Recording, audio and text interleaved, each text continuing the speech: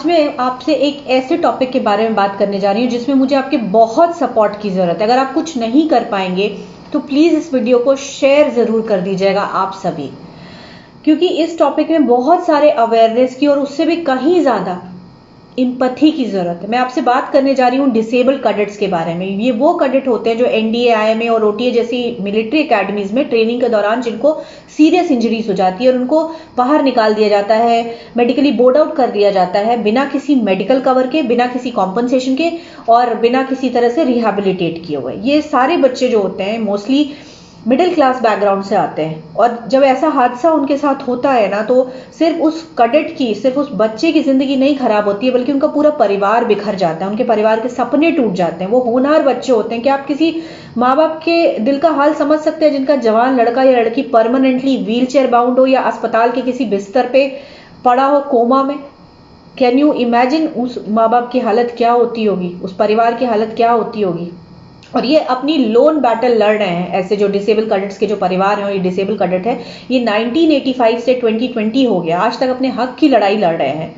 But और बहुत ही simple nominal demands है इनकी। जैसे ये कहते हैं कि हमें एक्स सर्विसमैन का दर्जा मिलना चाहिए, हमें कॉम्पनसेशन मिलना चाहिए, हमें मेडिकल कवर मिलना चाहिए, मिलिट्री अस्पतालों में हमारे फ्री का जो इलाज है वो ऑथोराइज होना चाहिए। बट कब इनकी मांग पूरी नहीं होती है। इंडियन आर्म्ड फोर्सेस को हम सभी गट्स, ग्लोरी एंड ग्लैमर के लिए जानते हैं। जो लोग वीर गति को प्राप्त करते हैं उनके बारे में भी काफी अवेयरनेस है और हम काफी रिस्पेक्ट भी करते हैं। बट डिसेबल्ड कैडेट्स, अपाहिज जो कैडेट जिनको आप कहेंगे, वो इंडियन आर्म्ड फोर्सेस का एक ऐसा चेहरा है जिसको देश ने, समाज ने और सेना ने बिल्कुल डिस्कार्ड कर दिया है, इग्नोर कर दिया है। उन्हीं की कहानी मैं आपको बताने वाली हूँ और उसको सुन के भी ना अगर आपके दिल में तकलीफ नहीं होती है ना, तो आप समझ लीजिएगा कि आपके पास दिल ही नहीं है। बताती हूँ मैं कुछ ऐसे कैडेट्स के बारे में आपको। Chetan Chaudhary, son of a soldier, he joined OTA in 2015, academically brilliant child.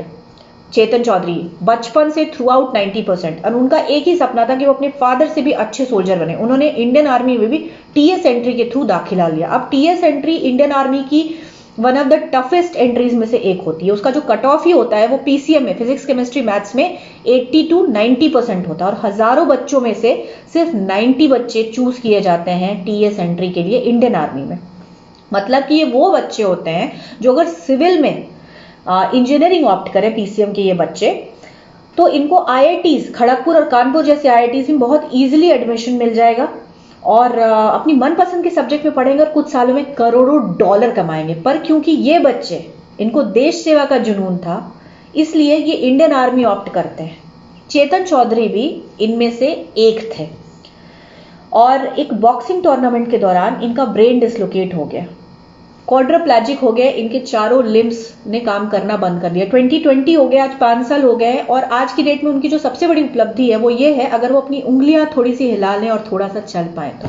Kartik Sharma, topper of a Sainik school and he was selected for NDA in his first attempt in 2015।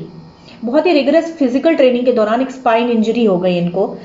इन्होंने he lost control over bowels and bladder में कोई control नहीं रह गया, zero power hands and limbs में। He was on ventilator for a long time. इनके father पता नहीं कि कहाँ कहाँ भटके, किस अस्पताल में, कैसे कैसे उन्होंने 2-2 साल तक सब अपनी जॉब छोड़ के इनके साथ रहे हैं। वो परमानेंटली व्हील चेयर बाउंड है और आज की डेट में he requires 3 people to look after him. Ananya Chaturvedi, NCC cadet, she joined OTA in 2009. 2010 she got injured. Long hospitalization, 3 surgeries of her neck. जो फिजिकल एंड मेंटल ट्रॉमा इस लड़की ने झेला और इसके परिवार ने, उसको शब्दों में नहीं बयान कर सकते हैं। But I still say that she is one of the lucky few, actually one of the rare जो लकीज हैं, क्योंकि शी हैज एन एम्प्लॉयमेंट, वो काम कर सकती हैं आज की डेट में। शी टीचेज इन नवोदय विद्यालय जोधपुर। शुभम गुप्ता, 2014 में when he joined NDA, he was only 19 years old and he has this dream of becoming a first grade officer and serve in Indian Army. 2 साल के बाद he had a spine injury. Swimming pool में एक training के दौरान उनका जो sir है वो फ्लोर से टकराया और उसकी स्पाइन को जर्क लग गया, क्वाड्रिप्लेजिक हो गए, परमानेंटली व्हीलचेयर बाउंड हो गए। इनकी भी एक बहुत ही अनफॉर्चुनेट, बहुत ही सैड स्टोरी है। इनका जो मंथली खर्चा है 40,000 रुपीज है, जो कि वो खुद उनकी फैमिली उठाती है। शुभम गुप्ता की। और ये सिर्फ 4 नाम नहीं है, ऐसे 1985 का डेटा उठाएंगे ना, 1985 से 2020 तक का, तो ऐसे 400 डिसेबल्ड कैडेट्स आपको मिलेंगे, ऐसे 400 फैमिलीज मिलेंगी जो टूट चुकी हैं, जिनको सिस्टम सपोर्ट नहीं करता, देश नहीं सपोर्ट करता। भारत में एक कानून है जो कहता है कि जो भी गवर्नमेंट एम्प्लॉय है या जो सरकार के लिए काम करते हैं, जो सरकारी कर्मचारी हैं, अगर वो मेडिकली अनफिट कर दिए जाते हैं ट्रेनिंग या सर्विस के दौरान, तो भी उनको सारे बेनिफिट्स मिलेंगे, उनको सैलरी मिलेगी, उनको पेंशन मिलेंगे, लाइफ लॉन्ग बेनिफिट मिलेंगे, और उनके स्टैचर के हिसाब से, चाहे वो एक प्यून हो या IAS ऑफिसर हो, उनको रिहैबिलिटेट कराया जाएगा। पर ये रूल जो है ना, वो इंडियन आर्म्ड फोर्सेस के ऑफिसर कैडेट्स पे अप्लाई नहीं होता है। रिक्रूट्स पे भी होता है, जवानों पे भी होता है, बट ऑफिसर कैडेट्स पे नहीं होता। और क्यों नहीं होता है, इसका कोई रीजन नहीं है।